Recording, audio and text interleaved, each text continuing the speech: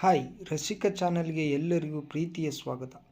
ಇವತ್ತಿನ ಕತೆ ಏನಪ್ಪ ಅಂದರೆ, ಬೋಳು ತಲೆಯ ಗಂಡನಿಂದ ಪ್ರೀತಿ ಸುಖ ಸಿಗದೆ ಬೇಸರಗೊಂಡಿದ್ದ ಹೆಂಡತಿ ಸುಖದ ಆಸೆಗೆ ಗಂಡನ ಪರ್ಸನಲ್ ಅಸಿಸ್ಟೆಂಟ್ನನ್ನು ಒಲಿಸಿಕೊಂಡು ತನ್ನೆಲ್ಲ ಆಸೆಗಳನ್ನು ಈಡೇರಿಸಿಕೊಂಡ ಕತೆ.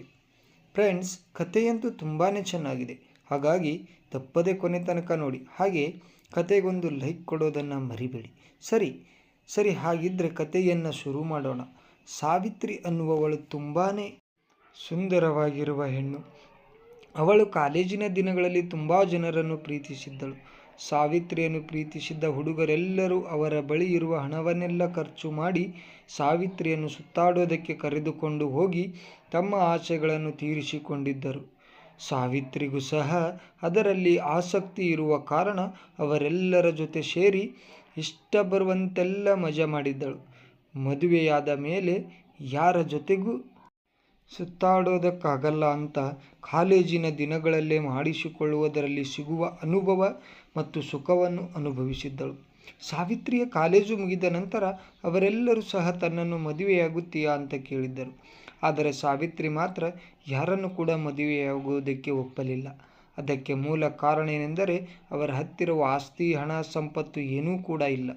ಹಾಗಾಗಿ ಕಾಲೇಜು ಮುಗಿದ ನಂತರ ಅವರನ್ನೆಲ್ಲ ಮರೆತು ಬಿಟ್ಟಳು. ಸಾವಿತ್ರಿ ಓದೋಕ್ಕೇನು ಜಾಣಿಯಾಗಿರಲಿಲ್ಲ. ಹಾಗಾಗಿ ಚಿಕ್ಕ ಪುಟ್ಟ ಕಂಪನಿಯಲ್ಲಿ ಕೆಲಸ ಮಾಡುತ್ತಿದ್ದಳು. ಸಾವಿತ್ರಿಗೆ ಮದುವೆ ವಯಸ್ಸಾಗಿದೆ ಅಂತ ಅವಳ ಅಪ್ಪ ಅಮ್ಮ ಹುಡುಗನನ್ನು ಹುಡುಕುತ್ತಿದ್ದರು. ತುಂಬ ಜನ ಹುಡುಗರು ಸಾವಿತ್ರಿ ಅಂದವನ್ನು ನೋಡಿ ಮನೆ ಬಾಗಿಲಿಗೆ ಬಂದಿದ್ದರು. ಆದರೆ ಸಾವಿತ್ರಿಗೆ ಬೇಕಿದ್ದು ತಾನು ಮದುವೆಯಾಗುವ ಹುಡುಗನ ಹತ್ತಿರ ತುಂಬಾ ಆಸ್ತಿ ಮತ್ತು ಹಣವಿರಬೇಕು ಅಂತ ಆಸೆ ಪಟ್ಟಿದ್ದಳು. ಅಂತೂ ಇಂತೂ ಅಂಥ ಹುಡುಗ ಸಿಕ್ಕೇ ಬಿಟ್ಟ. ಅವನ ಹೆಸರು ಸಂತೋಷ್ ಅಂತ. ಸಂತೋಷ್ ಹತ್ತಿರ ಆಸ್ತಿ ಪಾಸ್ತಿ ಹಣ ಇದೆ ನಿಜ, ಆದರೆ ಅವನಿಗೆ 40 ವರ್ಷ ವಯಸ್ಸಾಗಿತ್ತು. ಅವನೊಬ್ಬ ದೊಡ್ಡ ಉದ್ಯಮಿ, ಕೋಟ್ಯಾಂತರ ರೂಪಾಯಿ ವ್ಯವಹಾರ ನಡೆಸುತ್ತಿದ್ದ. ಸಂತೋಷನ ಹತ್ತಿರ ತುಂಬಾ ಹಣವಿದೆ ಅಂತ ಸಾವಿತ್ರಿ ಅವನನ್ನು ಮದುವೆಯಾಗುವುದಕ್ಕೆ ಒಪ್ಪಿಕೊಂಡಳು.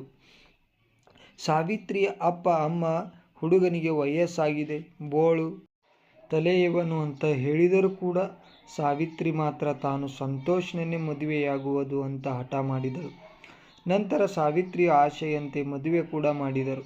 ಮದುವೆಯಾದ ಹೊಸತರಲ್ಲಿ ಸಂತೋಷನು ಸಾವಿತ್ರಿಯನ್ನು ತುಂಬಾ ಪ್ರೀತಿ ಮಾಡುತ್ತಿದ್ದ. ಆದರೆ ಸಾವಿತ್ರಿ ಮಾತ್ರ ಅವನನ್ನು ಅಷ್ಟೊಂದು ಪ್ರೀತಿಸುತ್ತಿರಲಿಲ್ಲ. ಹೀಗೆ ದಿನ ಕಳೀತಾ ಇದ್ದ ಹಾಗೆ ಸಂತೋಷನು ವಿದೇಶಕ್ಕೆ ಹೋಗಿ ಅವನ ಉದ್ಯಮದ ಕಡೆ ಜಾಸ್ತಿ ಗಮನ ಕೊಡುವುದಕ್ಕೆ ಶುರು ಮಾಡಿದ. ಮನೆಯಲ್ಲಿ ಸಾವಿತ್ರಿ ಒಬ್ಬಳೇ ಇರೋದರಿಂದ ಅವಳಿಗೆ ಹಳೆಯ ನೆನಪಾಗುವುದಕ್ಕೆ ಶುರುವಾಗುತ್ತೆ. ಎಷ್ಟೇ ಆದರೂ ಸಾವಿತ್ರಿ ತುಂಬ ಹುಡುಗರ ಜೊತೆ ಮಜಾ ಮಾಡಿದವಳು. ಈಗ ಒಬ್ಬಂಟಿಯಾಗಿ ಇರಬೇಕಂದ್ರೆ ತುಂಬಾ ಕಷ್ಟವಾಗುತ್ತೆ ಬಿಡಿ. ತಾನು ಮದುವೆಯಾಗುವುದಕ್ಕಿಂತ ಮುಂಚೆ ತುಂಬಾ ಮಜಾ ಮಾಡಿದ್ದಳು. ಆದರೆ ಈಗ ಈ ರೀತಿಯ ಜೀವನ ನಡೆಸುವುದಕ್ಕಾಗುವುದಿಲ್ಲ ಅಂತ ಮನಸ್ಸಿನಲ್ಲೇ ಯೋಚಿಸುತ್ತಾ ಕನ್ನಡಿಯ ಮುಂದೆ ಹೋಗಿ ತನ್ನ ಸೌಂದರ್ಯವನ್ನು ತಾನೇ ನೋಡುತ್ತಾ, ನಾನು ನೋಡುವುದಕ್ಕೆ ತುಂಬಾ ಅಂದವಾಗಿದ್ದೇನೆ, ಇನ್ನೂ ಕೂಡ ಕಾಲ ಮಿಂಚಿಲ್ಲ. ಮನಸ್ಸು ಮಾಡಿದರೆ ಎಂಥ ಹುಡುಗರು ಬೇಕಾದರೂ ನನ್ನ ಹಿಂದೆ ಬರುತ್ತಾರೆ. ಆದರೆ ಸಂತೋಷ್ಗೆ ಗೊತ್ತಾಗದೇ ಇರುವ ಹಾಗೆ ಇರಬೇಕಂತ ಯೋಚನೆ ಮಾಡ್ತಾಳೆ. ಹೀಗೆ 2 ದಿನಗಳ ಕಾಲ ಯೋಚನೆ ಮಾಡಿ ತನ್ನ ಗಂಡ ಸಂತೋಷನಿಗೆ ಕರೆ ಮಾಡಿ, ನನಗೂ ಕೂಡ ನಿಮ್ಮ ಹಾಗೆ ಉದ್ಯಮದಲ್ಲಿ ತುಂಬಾ ಆಸಕ್ತಿ ಇದೆ. ಹಾಗಾಗಿ ನನಗೊಬ್ಬ ಪರ್ಸನಲ್ ಅಸಿಸ್ಟೆಂಟ್ ಬೇಕು. ಅವನ ಜೊತೆ ಸೇರಿ ನಾನು ಕೂಡ ಕೆಲಸವನ್ನು ಕಲಿತುಕೊಳ್ಳುತ್ತೇನೆ ಅಂತ ಹೇಳುತ್ತಾಳೆ. ಸಾವಿತ್ರಿಯ ಮಾತನ್ನು ಕೇಳಿ ಸಂತೋಷನಿಗೆ ತುಂಬಾ ಖುಷಿಯಾಗಿ ಸರಿ ಅಂತ ಒಪ್ಪಿಗೆ ಕೊಡುತ್ತಾನೆ.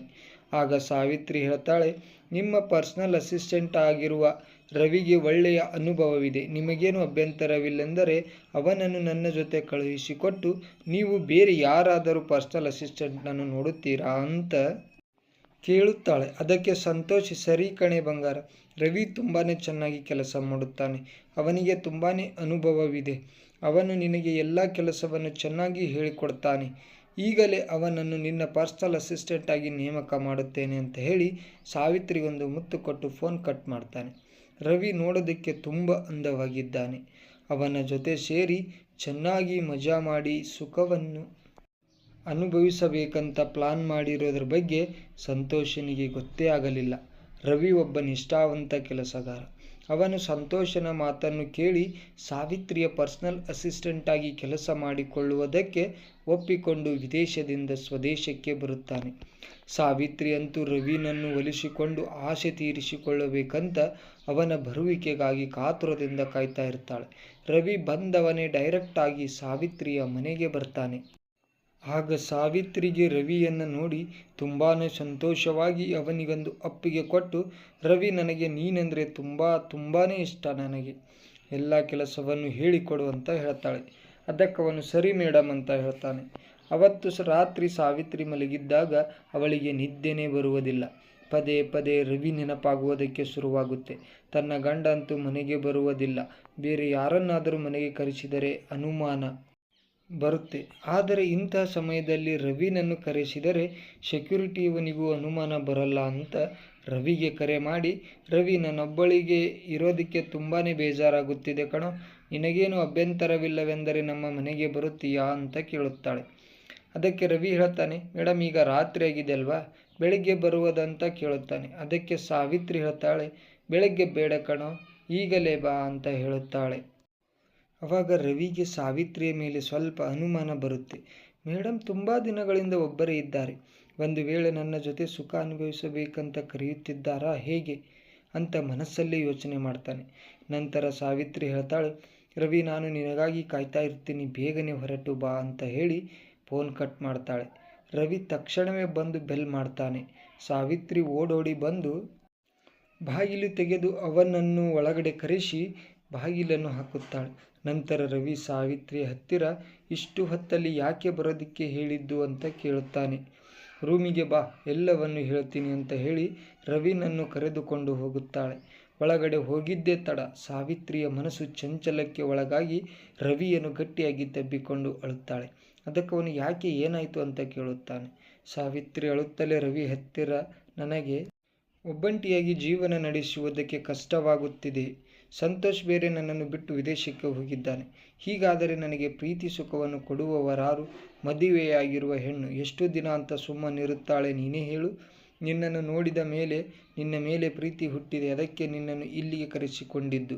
ನನಗೆ ನೀನೆಂದರೆ ತುಂಬ ಇಷ್ಟ ಕಣೋ ಅಂತ ಹೇಳಿಯೇ ಬಿಡುತ್ತಾಳೆ. ರವಿಗೆ ಸಾವಿತ್ರಿಯ ಮಾತನ್ನು ಕೇಳಿ ಗಾಬರಿಯಾಗಿ, ಅಯ್ಯೋ ನನ್ನನ್ನು ಬಿಡಿ, ಈ ವಿಷಯ ಸಂತೋಷ್ ಬಾಸ್ಗೆ ಗೊತ್ತಾದರೆ ನನ್ನನ್ನು ಸಾಯಿಸಿ ಬಿಡುತ್ತಾರೆ ಅಂತ ಹೇಳುತ್ತಾನೆ. ಅದಕ್ಕವಳು ಗೊತ್ತಾಗದೇ ಇರೋ ಹಾಗೆ ನೋಡಿಕೊಳ್ಳೋಣ ಅಂತ ಹೇಳಿ ರವಿಗೆ ಮುತ್ತನಿಟ್ಟು ಬೆಳಿಗ್ಗೆಯವರೆಗೆ ನನಗೆ ಮಾಡಿ ಸುಖವನ್ನು ಉಣಬಡಿಸು ಅಂತ ಹೇಳುತ್ತಾಳೆ. ಸಾವಿತ್ರಿಯ ಒದ್ದಾಟ, ಅವಸರ ಮತ್ತು ಅಂದವನ್ನು ನೋಡಿ ತನ್ನ ಎದುರು ನಿಂತಿರುವುದು ಬಾಸ್ ಹೆಂಡತಿ ಅನ್ನುವುದನ್ನೇ ಮರೆತು ಬಿಟ್ಟು ಇವನೂ ಸಹ ತಬ್ಬಿಕೊಂಡು, ಸರಿ, ನಿನ್ನ ಆಸೆಯನ್ನು ಈಡೇರಿಸುತ್ತೇನೆ. ಹೆಣ್ಣು ಒಲಿಯುವುದೇ ಕಷ್ಟ, ಅದರಲ್ಲೂ ನಿನ್ನಂಥ ಚೆಲುವೆಗೆ ನನ್ನ ಮೇಲೆ ಪ್ರೀತಿ ಹುಟ್ಟಿದ್ದು ನನ್ನ ಹಿಂದಿನ ಜನ್ಮದ ಪುಣ್ಯ.